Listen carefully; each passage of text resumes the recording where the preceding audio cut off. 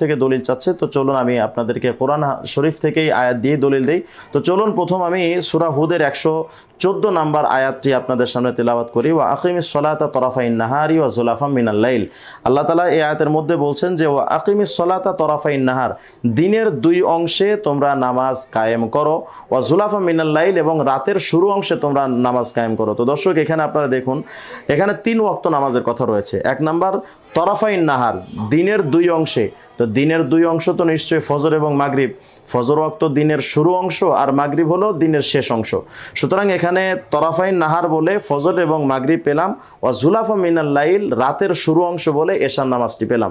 তাহলে আমরা এই সূরা হুদের 114 নম্বর আয়াত থেকে ফজর, মাগরিব এবং এশা পেলাম, বাদ থাকলো জোহর এবং আসর। চলুন জোহরের নামাজের দলিল সূরা ইসরা 78 নম্বর আয়াত। আল্লাহ তাআলা বলছেন আকিমিস সলাতা লিদুলুকিশ শামসি, সূর্য ঢলে যাওয়ার সময় তোমরা নামাজ আদায় করো। তো সূর্য ঢলে যায় কখন? যখন মাথার উপরে থাকে সূর্য, এখান থেকে যখন পশ্চিম দিগন্তে যখন ঢলতে থাকে তখন আল্লাহ তাআলা নামাজ আদায় করতে বলেছেন। তো সেই ওয়াক্তটা নিশ্চয়ই আপনারা সকলে জানেন, সেটা জোহরের সালাত।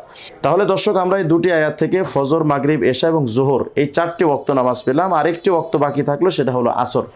আসরের নামাজের ব্যাপারে সূরা বাকারা 278 নম্বর আয়াতে আল্লাহ তাআলা বলছেন যে হাফিজু আলাস সালাওয়াতি ওয়াস সালাতিল উস্তা, অর্থাৎ নামাজ সময়ের উপরে তোমরা যত্নশীল হও, এবং ওয়াস সালাতিল উস্তা মধ্যবর্তী সময়ের নামাজের প্রতিও যত্নশীল হও।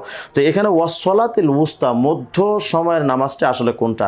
তাহলে দর্শক আমরা যদি 5 ওয়াক্ত নামাজকে ভাগ করি তাহলে দেখতে পাই ফজর, জোহর, এদিকে মাগরিব এবং এশা, এই দুপাশে দুটি থাকলে মধ্য জায়গায় থাকে হলো আসর। তাহলে সুতরাং এটা আসর হতে পারে। এটাও যদি বাদ দেন, আমরা রাত এবং দিনকে যদি ভাগ করি তাহলে দেখতে পাই রাত এবং দিন, দিন এবং রাতের মাঝখানের সময়টা কিন্তু আসর, কারণ আসরের সময়টা হলো দিনের শেষ অংশ এবং রাতের শুরু অংশ।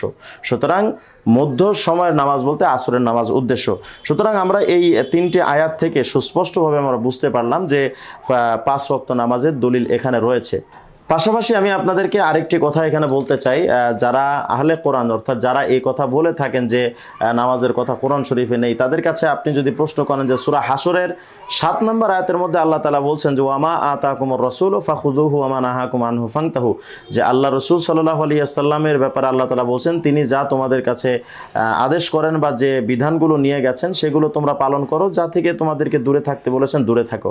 তাহলে এখানে আমরা এই সূরা হাশরের 7 নম্বর আয়াত থেকে বুঝতে পারলাম যে রাসূল সাল্লাল্লাহু আলাইহি ওয়াসাল্লামের আদেশ নিষেধ মানা, ফলো করা, এটা আমাদের জন্য ফরজ। তো রাসূল সাল্লাল্লাহু আলাইহি ওয়াসাল্লাম কি আদেশ করেছেন, এটা যদি সহিহ মুসলিমের 654 নম্বর হাদিস আমরা দেখি তাহলে সেখানে আমরা স্পষ্ট দেখতে পাচ্ছি, এখানে নবী সাল্লাল্লাহু আলাইহি ওয়াসাল্লাম স্পষ্ট বলেছেন যে যখন তোমাদেরকে ডাকা হয় নামাজের জন্য তখন তোমরা এই 5 ওয়াক্ত নামাজের উপরে তোমরা যত্নশীল হও।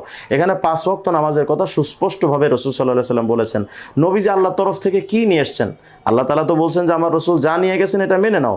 তো আল্লাহ তাআলা রাসূল কি নিয়ে আসলেন আমরা সকলেই জানি, সহিহ হাদিসের মধ্যে রয়েছে যে নবী সাল্লাল্লাহু আলাইহি ওয়াসাল্লাম মেরাজের থেকে আমাদের 50 ওয়াক্ত নামাজ কমাতে কমাতে 5 ওয়াক্ত নামাজ নিয়ে আসলেন। সুতরাং যেই নবী 5 ওয়াক্ত নামাজ নিয়ে আসছেন সেই 5 ওয়াক্ত নামাজকে আমরা কিভাবে অস্বীকার করতে পারি?